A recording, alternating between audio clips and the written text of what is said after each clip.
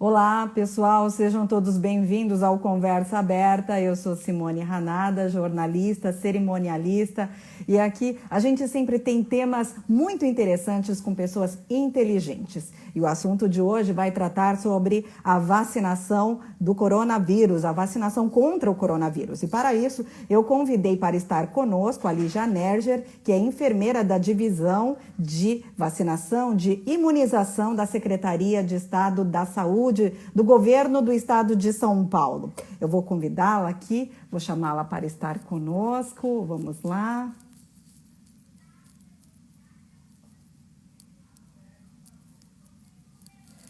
Vamos lá.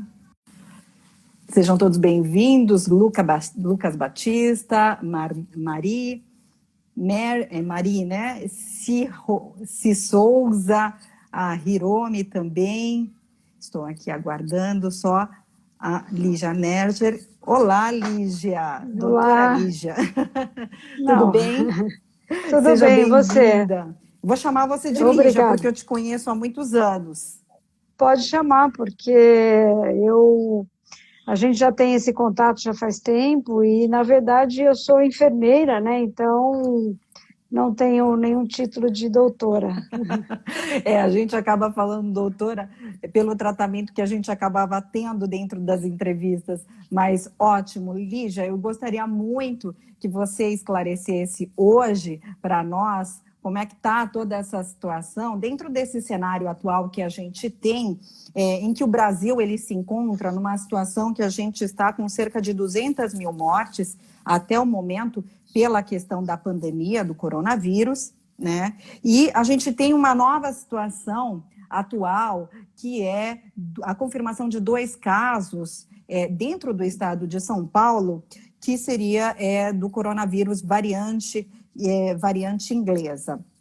Dentro desse cenário, Lígia, como que o governo do estado ele está realizando a operacionalização? Você que está presente aí, junto com a equipe, nessa organização para que a vacinação possa acontecer no estado de São Paulo.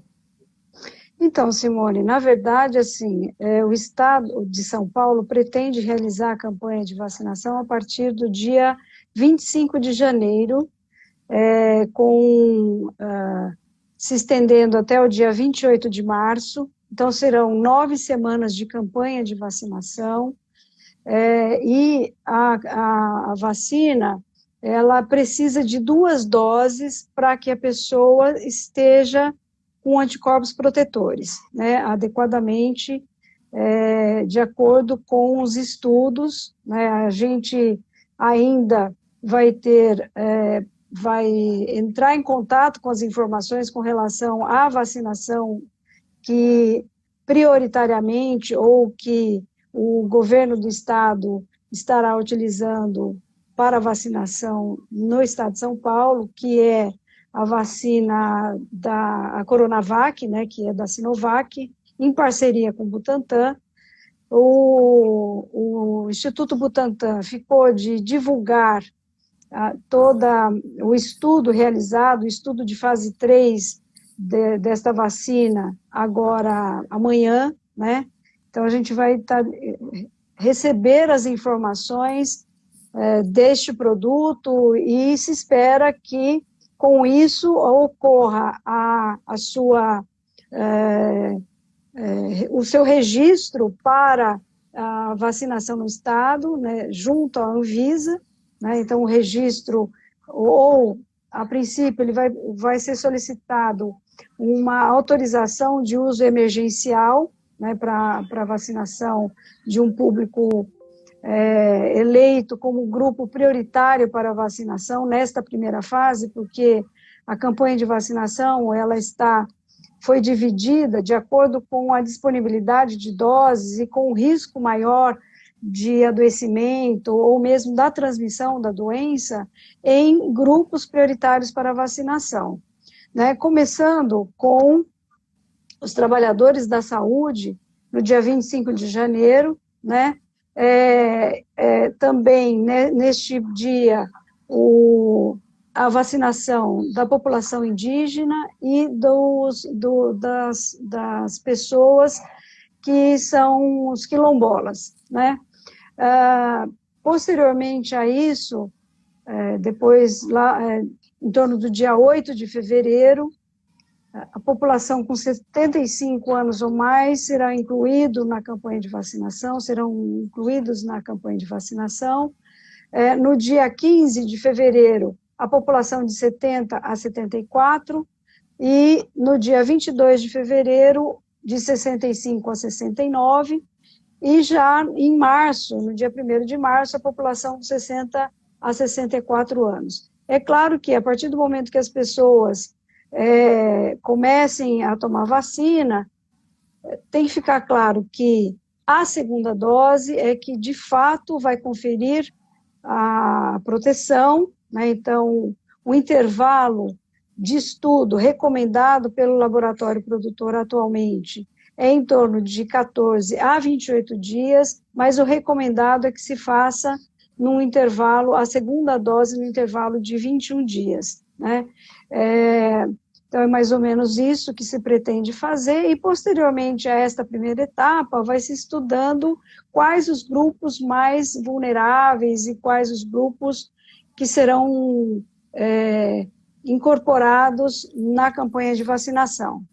Então, as pessoas, elas devem se manter, mesmo as que estariam sendo vacinadas nesse período, elas devem se manter também isoladas ainda, reclusas aí, até que se conclua o ciclo da vacinação, que no caso, seria em 2 fases. Isso. Na verdade, é necessário manter ainda todos os cuidados de distanciamento social, a questão do uso de máscara, né, evitar aglomerações, porque precisa da segunda dose para que aquela pessoa vacinada desenvolva anticorpos protetores. E onde serão esses locais que o governo do estado de São Paulo, a Secretaria da Saúde, juntamente com o Instituto Butantan, está planejando para que as vacinações ocorram? O estado de São Paulo possui mais de 5.000 salas de vacina. Pretende-se, com uma meta de aumentar esse número de salas de vacinas para 10.000 postos de vacinação, né? Então, a vacina já vai chegar nas unidades de saúde. Além disso, outros locais que serão, de acordo com as estratégias de vacinação, uma estratégia de vacinação que foi de extremo sucesso durante a campanha de vacinação contra a influenza, que foi o drive-thru, né, onde as pessoas ficavam dentro de seus carros e não havia o contato com a possibilidade de transmissão nem no da espaço, doença, né? Sim, foi muito interessante. Então, foi uma estratégia bem interessante e que teve muito sucesso. Para você ter uma ideia, numa semana de vacinação, se conseguiu vacinar a população idosa, cerca de 2,5 milhões de pessoas numa única semana, né? Então, foi de acordo com essas estratégias exitosas e que provavelmente se repetirão durante esta campanha de vacinação contra o coronavírus. Não necessariamente vai ser em locais como, por exemplo, posto de saúde. Vão se abranger mais locais, é isso? Isso. Na verdade, a estratégia do Estado é, além de aumentar o horário de funcionamento das unidades de saúde, né, nos dias úteis da semana, podendo chegar até às 22 horas, a unidade de saúde aberta para atender a população. Muito também bom. A abertura das unidades aos sábados e aos domingos e feriados, no horário das 7 às 17 horas, além desses locais, também outros postos de vacinação, como escolas, locais que já habitualmente se utilizam para as estratégias de vacinação. Cada município no estado de São Paulo vai fazer essa gestão de acordo com o espaço que elas tiverem, isso que eu estou entendendo, né, Lígia? São 645 municípios no estado de São Paulo, né? Desses 645 municípios, tem unidades, alguns municípios são bem pequenos, com uma população menor que 10 mil habitantes, né?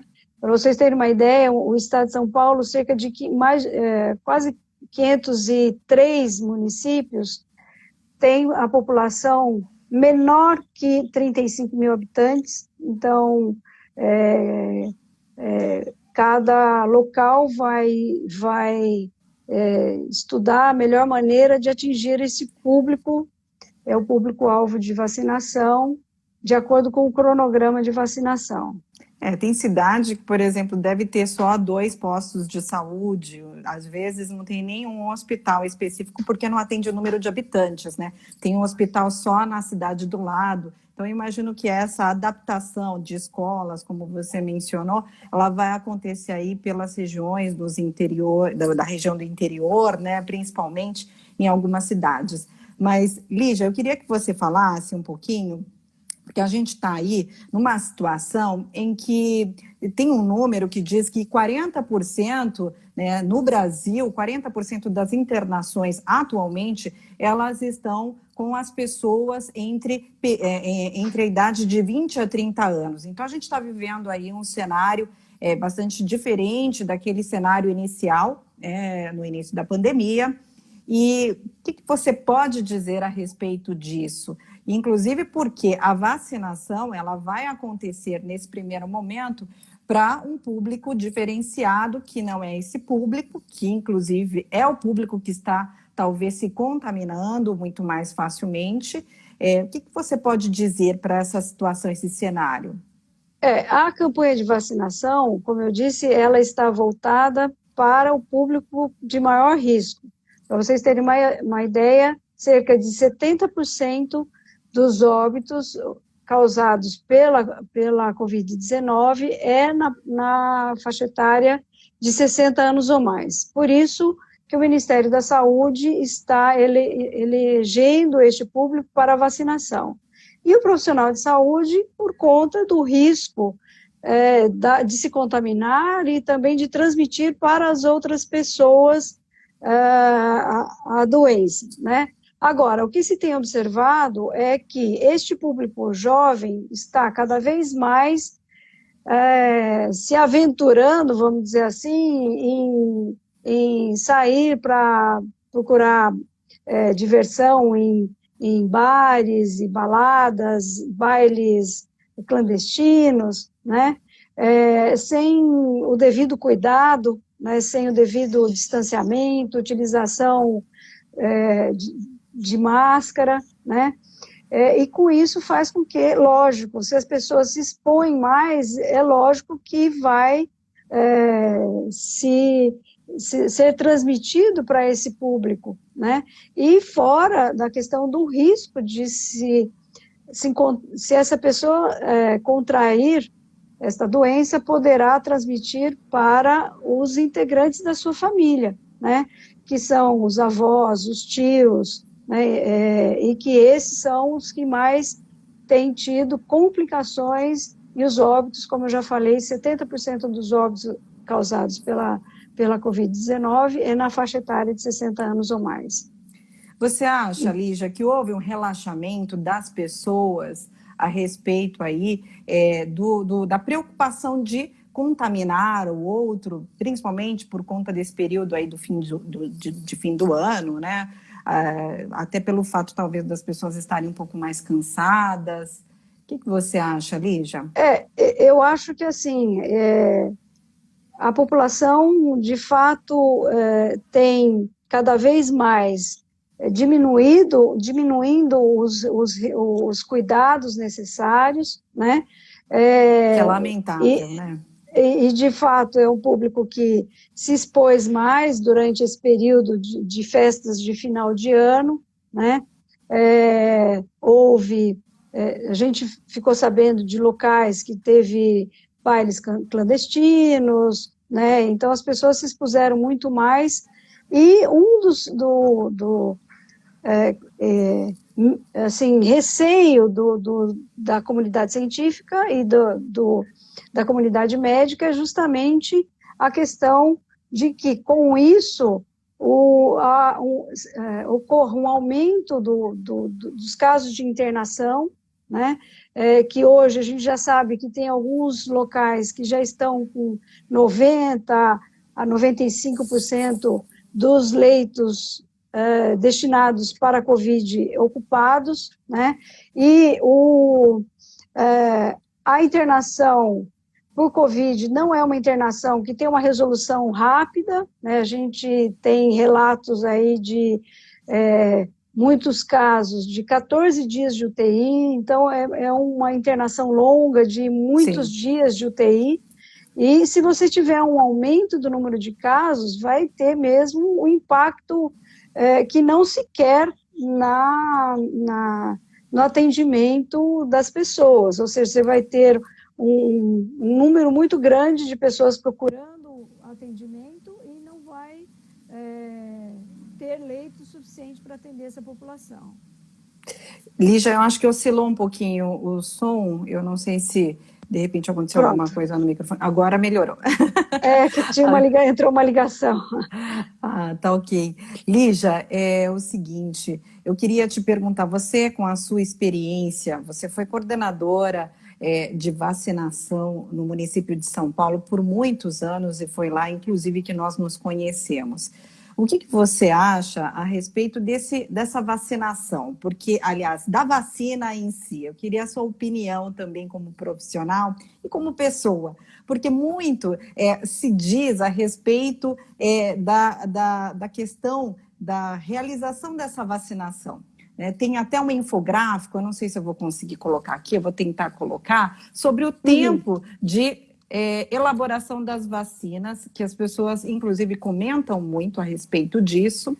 Vou colocar aqui, eu acho que dá para ver um pouquinho, e a gente mostra aqui, eu não sei se você está conseguindo enxergar Sim, estou conseguindo enxergar. Tá. Então, nesse infográfico, a gente mostra, por exemplo, meningite, demorou 94 anos para ser elaborada a vacina para a poliomielite, houve o tempo de 47 anos, aí a gente chega aqui para HPV eu não estou conseguindo ver o número, você consegue ver daí? Não consigo. Eu acho que ele não sai aqui para mim, mas a cachumba, ele nesse infográfico mostra 4 anos e Covid, esse tempo um pouco mais curto aqui, que espera só um minutinho, de alguns meses, né? A vacina da cachumba foi a vacina que menos tempo levou-se para a fase de pesquisa e de comercialização, que foi em torno de 4 anos. Agora nós estamos vivenciando, por conta da própria emergência mundial, que é essa pandemia, né? E as vacinas já sendo numa fase mais em torno de 9 meses, se consegue ter vacinas já numa fase bastante adiantada dos estudos clínicos, né? É claro que a gente tem que levar em consideração que hoje nós temos tecnologias, né, diferente do que se existia antigamente para o desenvolvimento de vacinas. Sim, então, nós temos a tecnologia a nosso favor, ao favor da ciência para o desenvolvimento de vacinas. A questão do investimento, né, porque um dos problemas com relação a estudos para desenvolvimento de vacinas é um investimento, né? E houve um investimento grande com relação para os laboratórios desenvolverem essas vacinas, né? E fora que alguns laboratórios utilizaram plataformas de desenvolvimento de vacinas já utilizadas para outras vacinas, né? Como, por exemplo, a AstraZeneca, que a gente vai poder, que é uma das vacinas eleitas pelo Ministério da Saúde para a vacinação da população brasileira, de utilização de uma plataforma de vetor viral que foi utilizada no desenvolvimento da vacina contra a ebola, né? Mesmo a vacina da Sinovac, que é a coronavírus, também utilizando uma plataforma de inativação do vírus. Então, já com o conhecimento desenvolvido ao longo dos anos com relação ao desenvolvimento de vacinas, né, se consegue, na atual situação epidemiológica mundial, desenvolver essas vacinas mais rapidamente, né? Mas, assim, é claro que para causar o impacto na população, é necessário altas e homogêneas coberturas vacinais, né? E só com a vacinação do maior número de pessoas e respeitando recebendo a segunda dose, que a segunda dose é que vai conferir a proteção, né? Que se vai se observar ao longo deste ano uma diminuição, que se pode observar ao longo deste ano, a diminuição do número de casos por Covid-19, né? Então, são vacinas que já passaram por várias fases de estudo, então, são vacinas que não se queimou nenhuma etapa com relação ao estudo, né? Iniciou-se a vacinação em laboratório, in vitro ou em animais, né, para se tentar verificar a segurança e demonstrar o seu potencial imunogênico com relação a essa vacina. Depois passaram para os ensaios clínicos, né, com a oferta da vacina em voluntários, cerca de até 100 pessoas, para verificar a segurança e mesmo a sua imunogenicidade e a necessidade de quantas doses necessárias para conferir a proteção.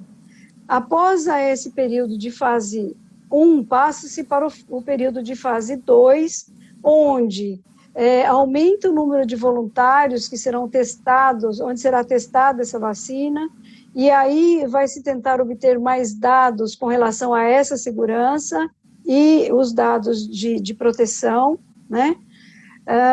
E posterior à fase 2, passa-se para a fase 3, que é onde são cerca de 11 vacinas desenvolvidas por diversos laboratórios que estão nesta fase 3 de estudo, né, onde vai confirmar a eficácia da vacinação, ou seja, é necessário ofertar, inclusive, para um número maior de voluntários, onde está ocorrendo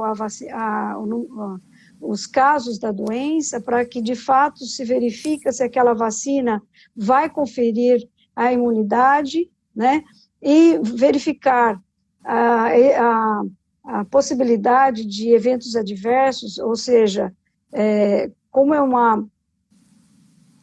um produto farmacêutico, qualquer produto farmacêutico é possível o desenvolvimento de eventos adversos, né, e nesta fase que se verifica que tipo de evento, quais os eventos mais comuns, se aparecem eventos graves, né?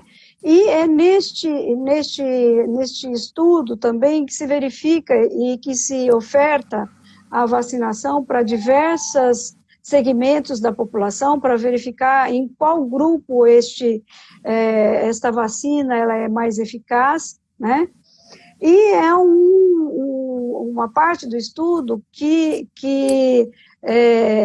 antecede o registro nos órgãos regulatórios dos países, que no caso do Brasil é a Anvisa, né? Então é nesta fase que se verifica e com estes estudos, com esses relatórios, com os resultados destes estudos, é que é apresentado toda essa documentação à Anvisa para o seu registro, né?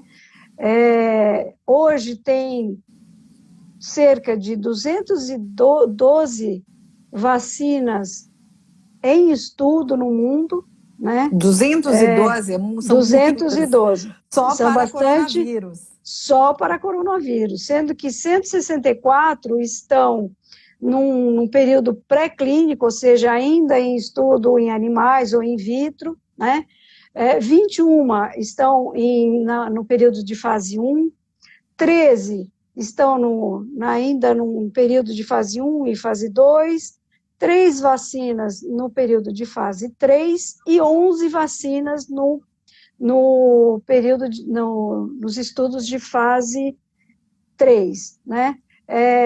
Sendo que dessas 11 vacinas, estão em estudos aqui no Brasil, né? Que são a Coronavac, em parceria com o Instituto Butantan, que é Sinovac, junto com o Instituto Butantan, a Oxford AstraZeneca, que está em parceria aqui no Brasil para transferência de tecnologia para a Fundação Fiocruz, né, Biomanguinhos, a vacina Janssen, né, e a Pfizer, que é a única vacina, de fato, que apresentou, já tem registro em alguns países, já está sendo aplicada, inclusive, em muitos países, né, e que tem o estudo de eficácia divulgado, né,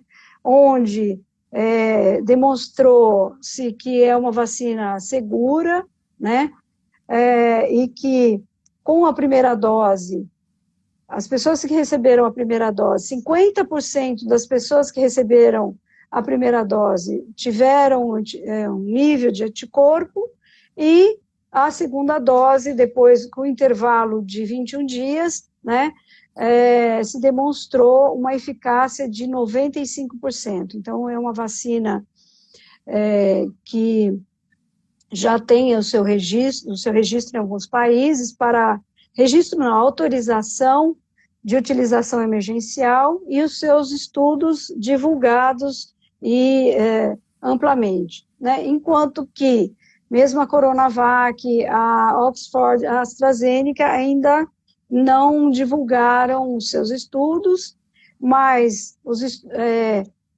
de fase 3, mas nos estudos de fase 2 demonstraram que são vacinas seguras e que confere proteção para a Coronavac. Cerca de 90% das pessoas que tomaram a segunda dose desenvolveu anticorpos neutralizantes. Então, é uma vacina. Agora, a gente está aguardando ansiosamente os resultados que serão divulgados amanhã pelo Instituto Butantan. Estamos ansiosos mesmo. Deixa eu fazer aqui uma parada para cumprimentar todo esse pessoal que está acompanhando conosco pelo YouTube e pelo Instagram. Para quem não pegou desde o início, depois a gente vai colocar no IGTV essa entrevista com a Lígia Nercher, que é enfermeira da Divisão de Imunização da Secretaria de Estado da Saúde do Governo do Estado de São Paulo. Ela faz parte da equipe que está fazendo todo o planejamento de operacionalização para a vacinação que vai começar a partir do dia 25 de janeiro aqui no estado de São Paulo. Então, eu gostaria de cumprimentar a Juliana Thieme, que está aqui, o Bob Melão também, o Rodrigo Vidal, o Queiroz, o Varlute Bezerra, a Pati Belli, também a Silvia, temos aqui o ex-prefeito de Olambra também, o Fiore, que é o Fernando Fiore, Paulo Roberto, a Flávia também, a Rose Costa. Eu tenho muitas pessoas que estão aqui, vocês podem fazer as suas perguntas, pessoal. Tem o Fábio Monteiro, a Flávia, o Texaco também.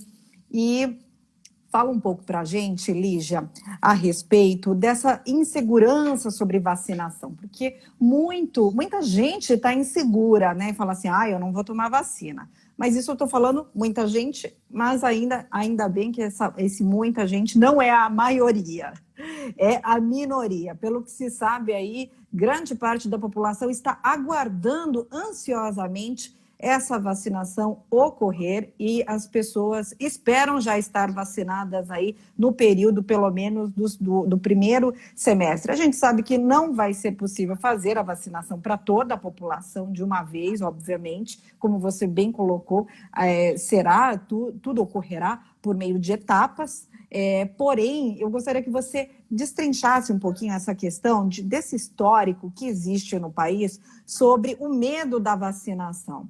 Não é só a vacinação contra coronavírus, né? Existe aí aquele movimento anti-vacina. O que você pode dizer sobre isso? Porque você acabou de mencionar também as etapas que são importantes e fundamentais para dar a segurança para a vacinação, que inclusive já está ocorrendo em outros países.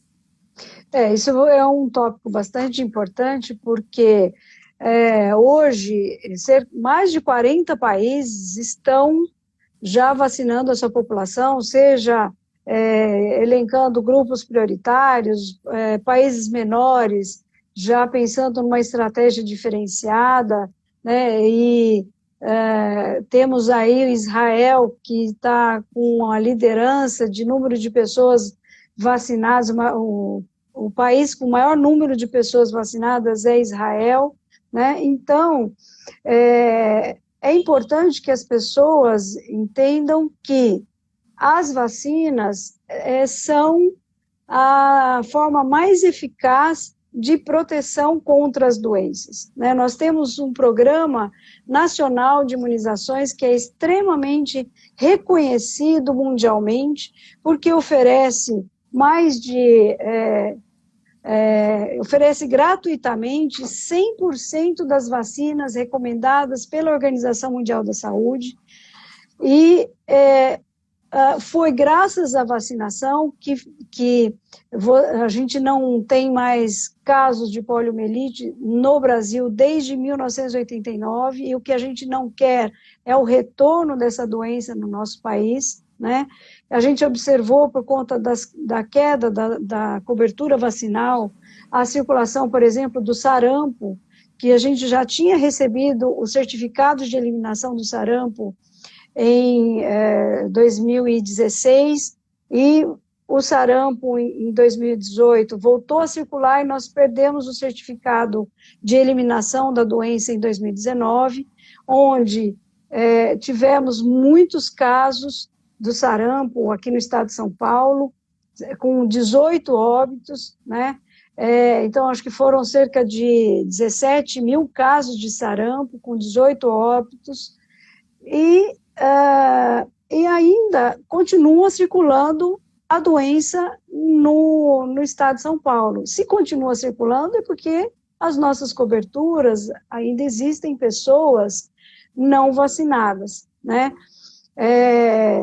E para que as doenças não circulem, é necessário que se atinja altas e homogêneas coberturas vacinais. Cerca de 95% das pessoas sejam vacinadas para que não haja circulação das doenças imunopreveníveis, né? Ou seja, e, claro, quem traz isso realmente são as pessoas que estão resistentes à vacinação, é que, no final das contas, acabam permitindo que a doença continue rolando. E ainda assim, é claro que existem aquelas pessoas que não podem tomar a vacina, né? Porque tem a alergia, porque está tomando alguma medicação, ou porque tem o sistema imunológico Para esses deprimido, casos, elas tem alguma doença ficam... que deprime o sistema imunológico. Então, para Entendi. estas situações, é contraindicada a vacinação. Porém, né, se você manter altas e homogêneas coberturas vacinais, essas pessoas que não podem tomar a vacina ficam protegidas. É, né? como um grupo, literalmente, elas ficam protegidas. Se, as pessoas de casa, os meus vizinhos, eles estão vacinados, eles não pegam, e eu, vamos supor, não posso tomar a vacina por determinação médica, eu fico dentro daquele grupo protegido. É isso. Isso mesmo. Então, por isso que é necessário não ter bolsões de baixa cobertura, a homogeneidade de altas coberturas vacinais, né, para que não tenha a circulação das doenças imunopreveníveis. E a questão das baixas coberturas vacinais, elas têm vários fatores, né, e um deles é a questão do próprio sucesso que é o Programa Nacional de Imunizações, ou seja, com a introdução de vacinas eficazes, com a introdução de vacinas seguras, foi diminuindo o número de casos e as pessoas não veem mais indivíduos com sequela da poliomielite. A gente dificilmente encontra uma pessoa com sequela da poliomielite, né? São aquelas pessoas que na infância não puderam ser vacinadas, né? Sim, Então, são verdade. raras atualmente, ou que não tomaram a vacina quando das campanhas de vacinação, né? E um dos fatores é justamente o sucesso do programa. E a questão das fake news, né, do grupo antivacina, que ainda é um grupo pequeno no Brasil, mas com as redes sociais, isso tem interferido no entendimento com relação à segurança das vacinas. Então, é importante que Que é as muito pessoas triste. não acreditem em tudo que circule Sim. nas redes sociais. Então, procure as informações junto aos profissionais de saúde, ou mesmo junto às publicações científicas, para que tenha o esclarecimento com relação àquele imunobiológico que será aplicado.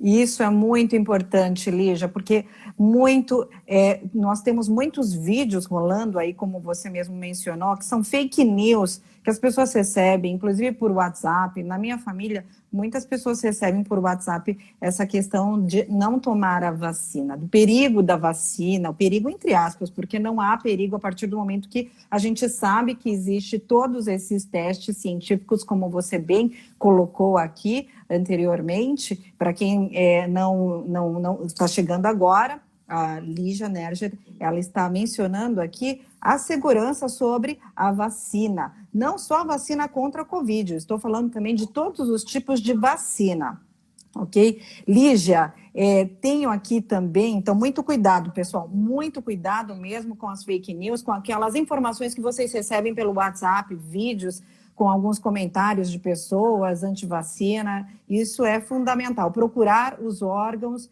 que realmente são da área da saúde e pessoas que são da área, ok? E vamos lá, eu tenho aqui algumas perguntas. Lígia, deixa eu só passar aqui umas perguntas, aí você já faz um comentário aqui.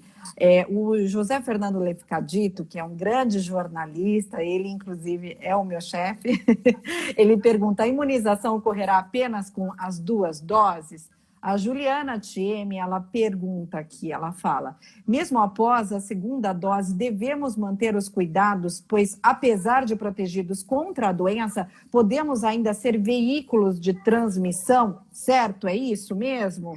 Tem a outra pergunta, deixa eu só terminar aqui com essa pergunta, aí você já responde essas. Gostaria de saber, quem pergunta aqui é o Rodrigo Vidal. Ele pergunta: gostaria de saber como a população terá certeza que a vacina contra a Covid-19 terá uma ótima efetividade com baixo risco de efeito colateral? Pergunto, pois há muita especulação quanto aos efeitos colaterais. Vamos lá, Lígia, a bola está com você. A vacina, como ela é um produto farmacêutico, né, ela não é isenta de eventos adversos, né? Mas o que tem se observado na grande maioria das pessoas vacinadas é uma reação local, né? Então, é dor no local da aplicação, fica vermelho, né? E algumas pessoas ainda tiveram um pouco de dor de cabeça, fadiga, né? Mas o maior relato é com relação ao local da aplicação. O Programa Nacional de Imunizações, ele investe na qualidade do produto que é ofertado à população, né? Então, quando se fala na qualidade, se pensa na segurança, né? Então, essa segurança, ela vai desde durante o período de desenvolvimento da vacina, né? Na questão da conservação da vacinação, durante o transporte, do armazenamento, né, até as boas práticas da aplicação da vacina na população, né?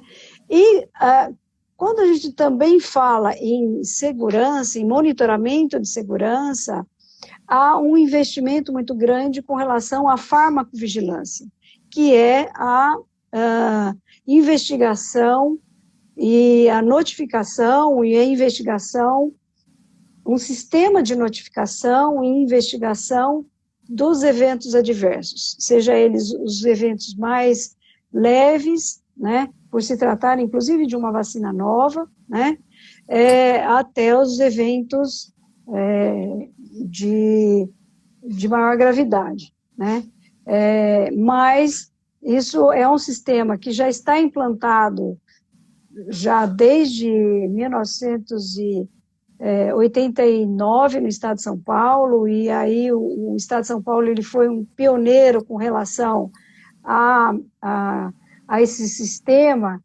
de notificação e investigação dos eventos adversos.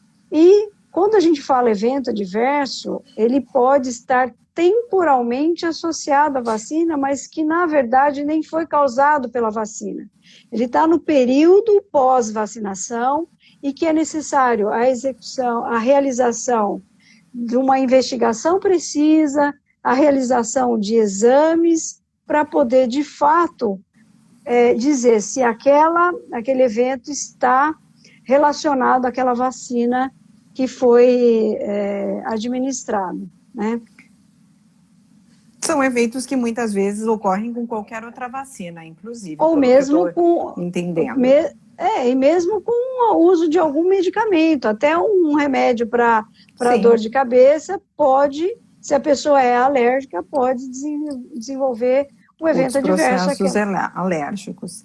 Sim. Isso. E tem aqui as perguntas, como eu tinha mencionado, da Juliana Thieme, que ela pergunta se mesmo depois de vacinados devemos continuar, se as pessoas foram vacinadas, elas devem continuar com todo o protocolo de segurança recomendado aí pelo Centro de Contingência do Coronavírus, que é máscara, álcool em gel, porque ela entende aqui, a Juliana Thieme, ela coloca lá, eu ainda posso ser, se eu for vacinada, ainda posso ser o vetor de transmissão também, né, pelo meu corpo, enfim, por tudo isso. Quando a gente fala de 95% das pessoas vacinadas vão desenvolver anticorpos protetores, ou cerca de 5% não responderão. Não é que meu organismo vai responder 95%, não. De 100 pessoas, 95% responde e 5% não. 95 pessoas respondem e 5 pessoas não. Então, e é claro que não há uma possibilidade de fazer um exame em todas as pessoas vacinadas, num número grande de pessoas, testes para saber se houve essa resposta ou não, né?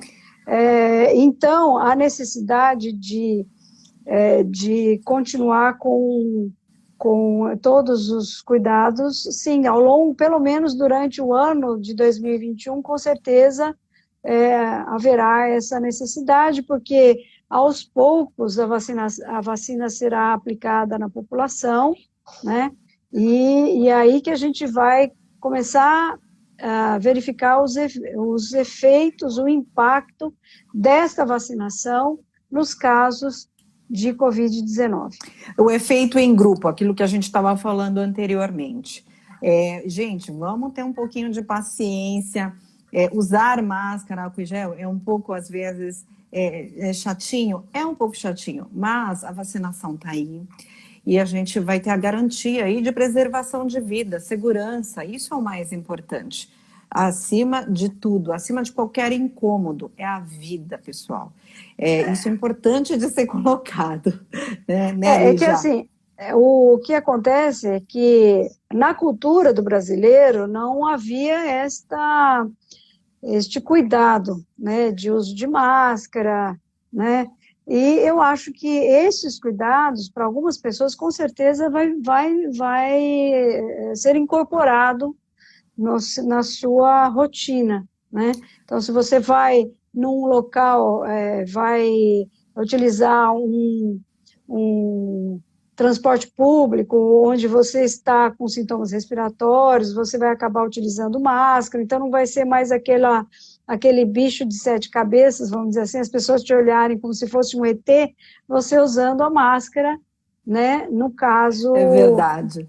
Você sabe que no início da pandemia, até o José Fernando que fez a pergunta, você acabou respondendo aqui dentro das suas considerações, ele perguntou se a imunização ocorrerá apenas com as 2 doses, né? Então, ela, teoricamente, depende também da imunização de outras pessoas, né? Então, isso é importante, não é só com as 2 doses, ok? Mas também depende dos demais serem vacinados. E aí a gente entra na questão que a Juliana colocou. Sim, temos que continuar com a proteção, pelo menos aí em 2021.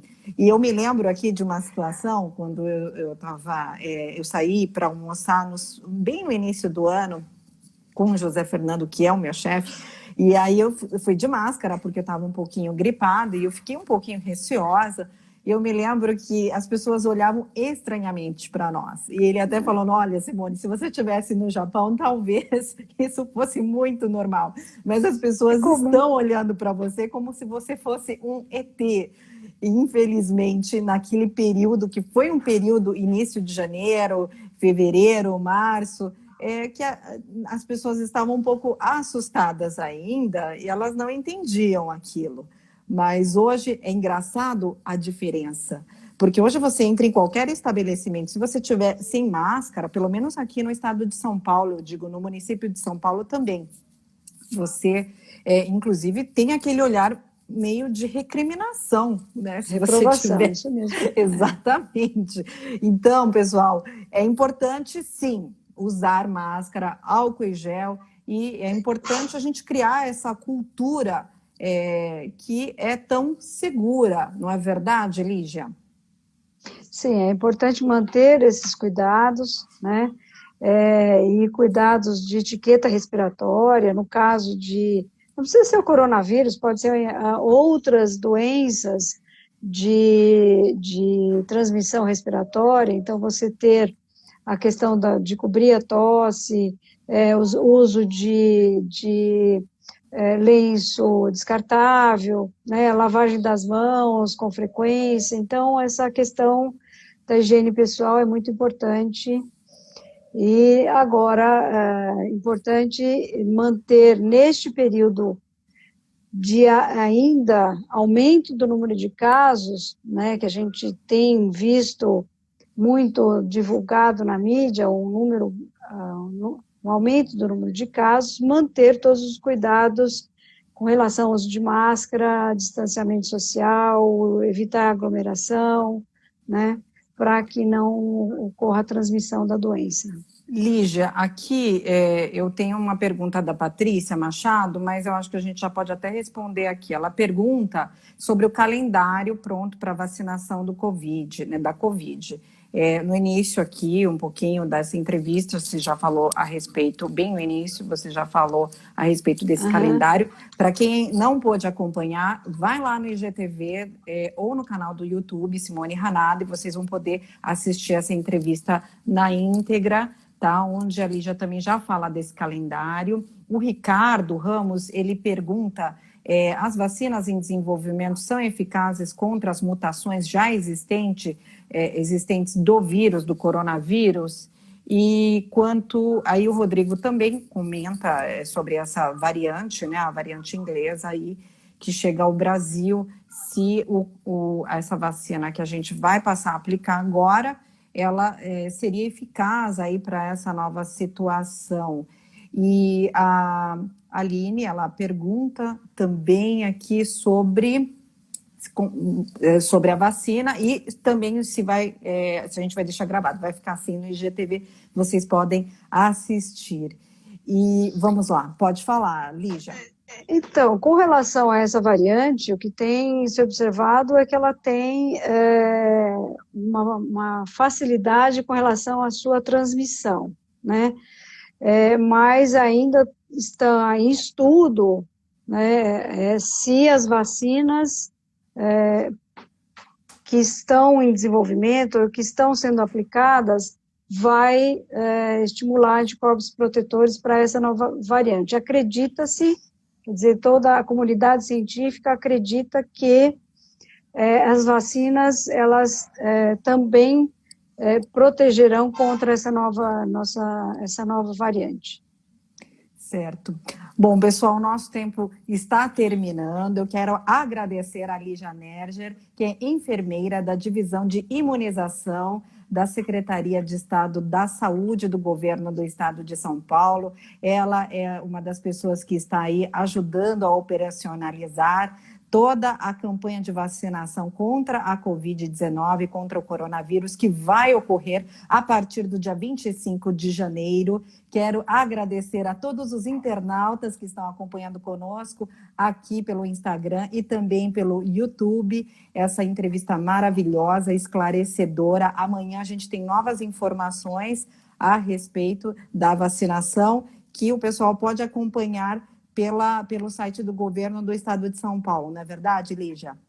Isso, amanhã vai ter a coletiva de imprensa a partir do 12:30, né, para apresentar o estudo, que é o que a gente espera que aconteça, né, apresentar o estudo de fase 3 da Coronavac.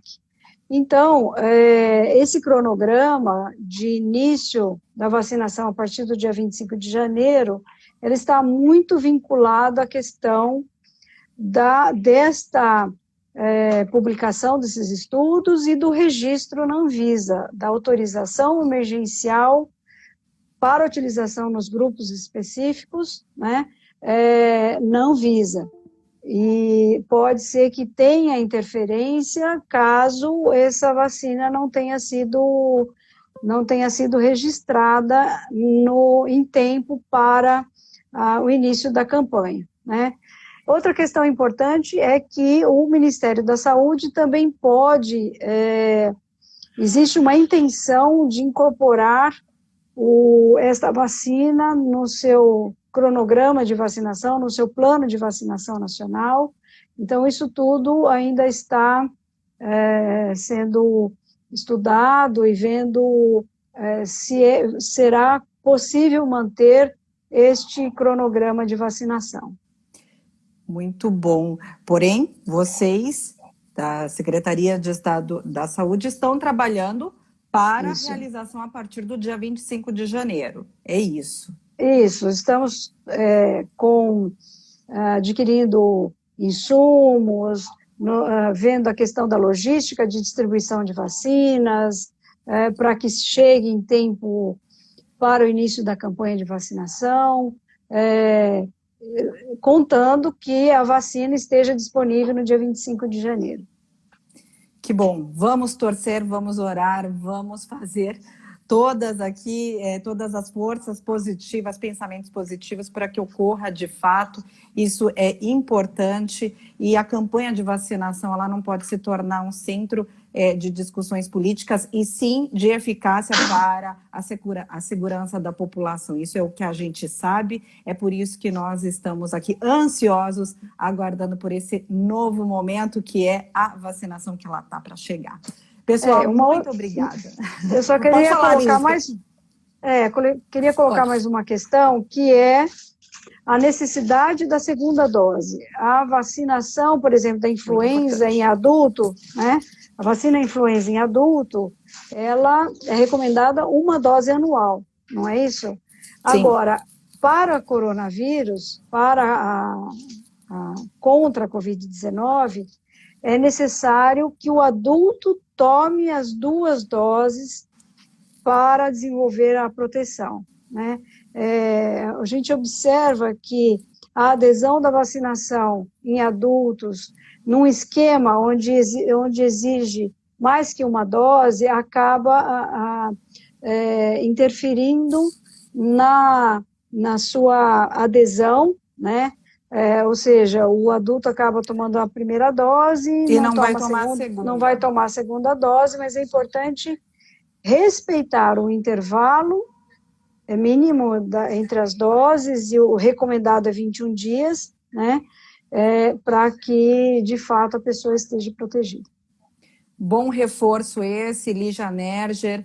Eu conversei com esta maravilhosa pessoa e profissional que eu conheço, que eu posso dizer é minha amiga, confio, e é uma grande profissional admirável. Obrigada. Ela faz parte dessa equipe que está organizando toda a operação de vacinação para o estado de São Paulo. Obrigada a todos que participaram dessa conversa, que acabou até durando mais que meia hora, mas valeu muito a pena, porque são conversas inteligentes com informações realmente esclarecedoras. Lígia, muito obrigada, desejo a você muita sorte. Eu que agradeço. Muitas bênçãos aí nesse trabalho, que é um trabalho para todos nós. Obrigada.